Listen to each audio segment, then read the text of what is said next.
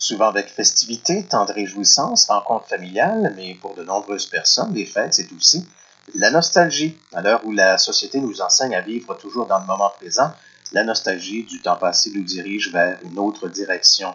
Et pour en discuter, je joins Kevin Gaudreault, il est docteur en psychologie et conférencier. Monsieur Gaudreault, bonjour. Oui, bonjour, Monsieur Lévesque, salut.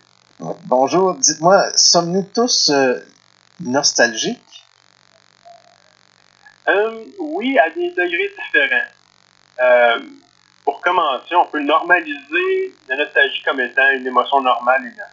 Donc, elle est normale lorsqu'elle est là à des moments passagers. 80% des gens en vivent 2-3 fois par semaine. Donc, en partant, c'est quelque chose qui est humain normal. Dans des moments comme le temps des fêtes, Noël, c'est, disons, un événement qui peut susciter la nostalgie plus fréquemment pour la plupart des gens, pour beaucoup de gens, parce que on sait que la nostalgie est en lien avec un désir, une affection pour une période du passé. Donc, ça, c'est une définition simple et claire, je crois, qu'on peut proposer aux auditeurs. Et par rapport à cette époque-là, il y a des objets associés aux souvenirs. Et souvent, ce qui vient le plus souvent, lorsqu'on demande aux jeunes dans des études à propos de la nostalgie, sur quoi les sujets qui habitent leurs souvenirs, leur nostalgie, souvent ce sont des relations. Des relations, des événements marquants aussi, qui revient en deuxième. Et souvent, les événements sont aussi accompagnés de relations dans l'événement aussi. Et il y a les lieux, des objets, les sens, les 5 sens, les odeurs, la musique, tout ça. Donc, vous voyez que Noël, là, ça peut joindre, faire un mix de tous ces objets-là que je viens de vous nommer. Donc là, c'est vraiment le propice à la nostalgie, on peut voir. Parce que l'émotion, l'émotion est quand même assez complexe. Alors, si je vous comprends bien, c'est ce qui explique un peu le mécanisme de la nostalgie. Là. Oui, si on part avec le terme mécanisme, comme vous avez souligné, c'est vraiment une ressource. Les études de plus en plus récentes démontrent que la nostalgie pourrait servir de ressource dans des moments qui demandent une adaptation passagère, surtout.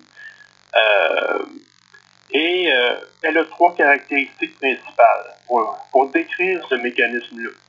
Premièrement, elle est identitaire. Donc, identitaire, le souvenir ou le moment de nostalgie est teinté caractérisé par quelque chose qui implique la personne elle-même dans le souvenir. Et souvent, deuxièmement, qui est le deuxième point, c'est que c'est une caractéristique sociale que je vous propose aussi en deuxième lieu.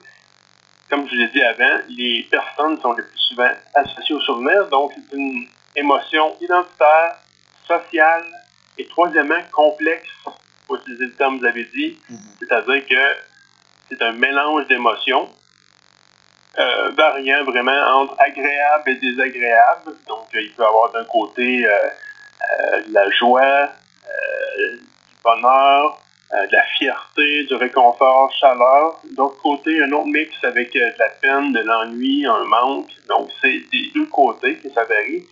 Et en plus, d'un souvenir à l'autre, ça va changer. Et d'une personne à l'autre aussi. Ouais. Donc, c'est complexe. De là, le terme complexe. Monsieur Gaudreault, durant le temps des fêtes, certaines personnes ont des coups de mou, hein, et on repense au bon vieux temps. Pourquoi on a tendance, justement, à se réfugier dans le passé? Au début, ça peut être... si on reste avec ce que je vous ai dit tantôt, c'est une émotion normale, donc il y a ce point-là. Mais deuxièmement, il y a des personnes qui peuvent le faire plus que d'autres aussi. Ça dépend de la situation où la personne vit aussi dans le moment présent. Si elle est dans un moment qui demande une adaptation, il y a des difficultés dans sa vie, peut-être qu'elle peut utiliser la nostalgie davantage comme mécanisme de protection pour elle-même. Parfois, la nostalgie peut être une ressource, par exemple, pour favoriser le sens à la vie, diminuer l'angoisse existentielle, favoriser l'estime de soi dans des moments où, par exemple, il peut y avoir de l'isolement, il peut y avoir des conflits récents, une rupture récente, une perte d'emploi récente. Donc, des moments passagers qui demandent une adaptation, la personne peut avoir plus recours en général, selon les études, à utiliser ça comme ressource dans les moments. Mais c'est pas nécessaire que ce soit face à une ressource tout le temps. Comme dans ce moment, vous voyez, il y a beaucoup de stimuli ou d'objets ou de sources qui provoque la nostalgie dans le temps de Noël. Donc, mais utiliser le terme refuge du passé, je crois que on se déconnecterait du fil du temps. Je propose de voir la nostalgie comme faisant partie vraiment de l'histoire de la vie de la personne, ça fait partie de son identité. Comme le passé est aussi significatif que peut être important le présent et voir l'avenir aussi. Ça serait un piège de vouloir se couper de toute une histoire de vie. Je disais un peu plus tôt que la période de Noël, bon, ça peut être un temps de réjouissance, mais aussi un temps de tristesse pour certains. Est-ce qu'au final, est-ce que Noël n'est pas un peu justement une grande fête de la nostalgie?